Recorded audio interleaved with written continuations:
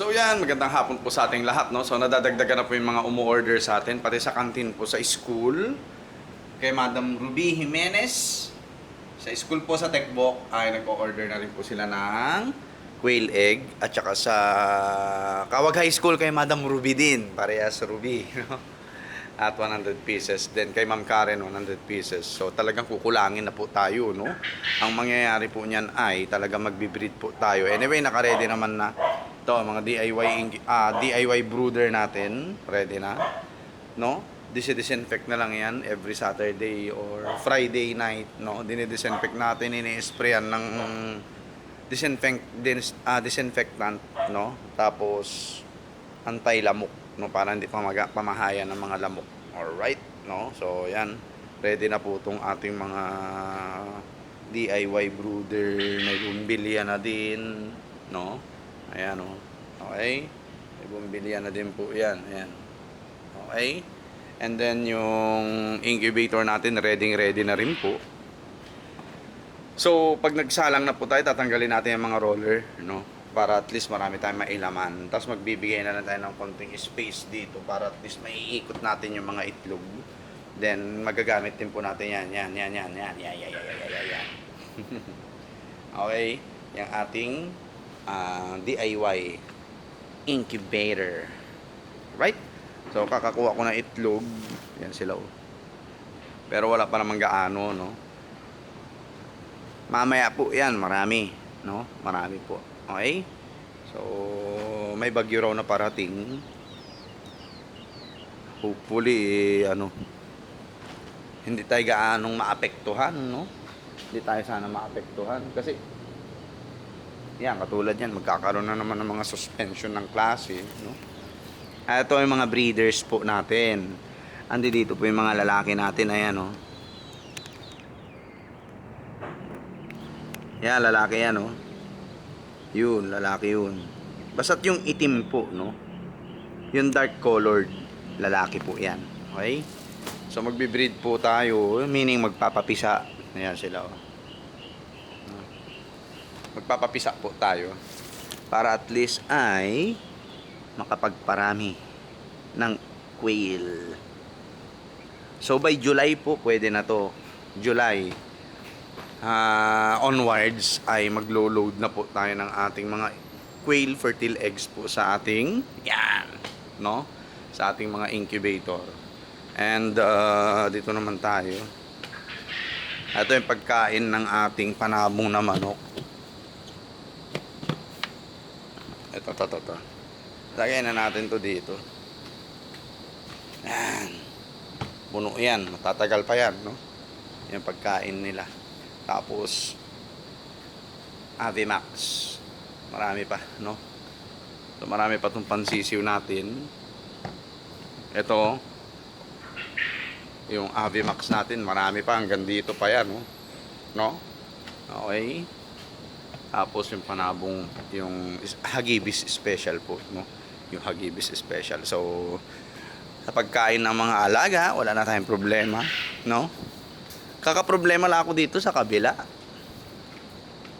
Kasi si mama po hindi niya binabantayan talaga. Nabi ko nga bukas magkakatay kami para at least may mapakinabangan naman dyan sa mga manok. Kasi po nangyayari,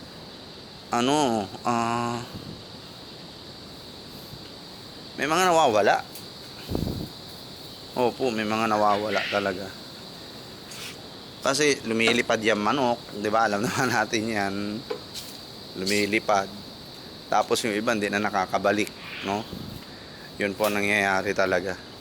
Kaya sabi ko, yung mga maayos na babae, yung iba kakatayin na po namin para at least mapakinabangan din. Yan sila. Pero yung original 5K sweater natin, hindi po natin kakatayin yung mga yan, no? Yan si ulikba natin. Tapos ayun sila, ayun. Yan mga oriental sweaters natin, no, di ba?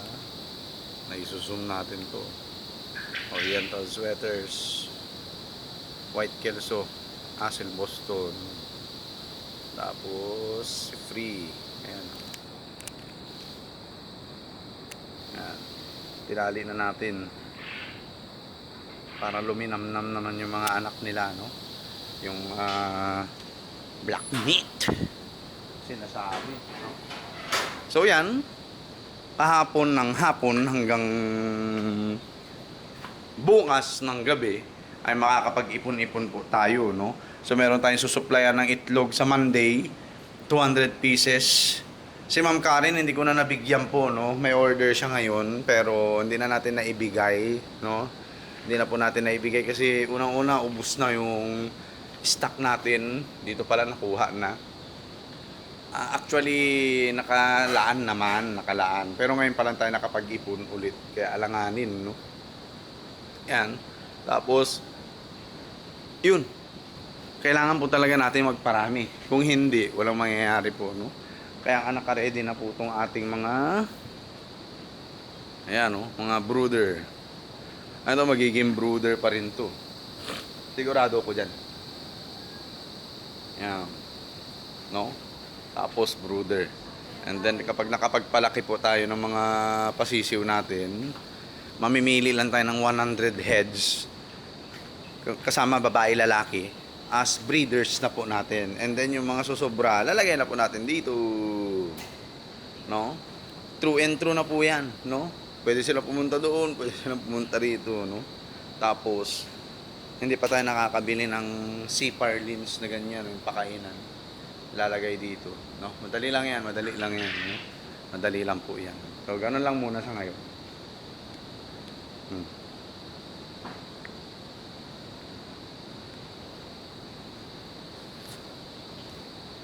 So, yan, mag-uulan na naman this week, no?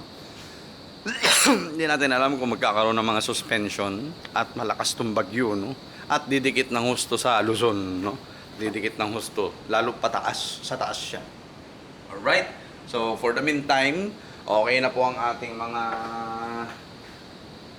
chicken and quail feeds, no? Wala na tayong problema. Gasolina na sasakyan, wala na rin tayong problema. And gamot, ayan, nagagamit po natin itong mga gamot, no? Lalo to. At meron tayong mga may sakit na manok sa kabila. Alright, no? So, ito wala na, oh. Until. Pero ito marami pa. Ayan, oh. Doxy, ano. Tong Doxyclac ba to? Ayan. Tapos pamurga. Kailangan natin magpurga, no? Ito wala na tayo. Ito, kailangan makabili na rin tayo pag kumita ulit tayo, no? Gamit na gamit kasi, oh. No, gamit na gamit. Ayan, oh. Premoxil, Sulfar QR, meron rin tayo. Ayan. Kumpleto tayo. Ayan. Oh. Meron pa tayong vitamins, Vitamin Pro, Egg 1000. Yan.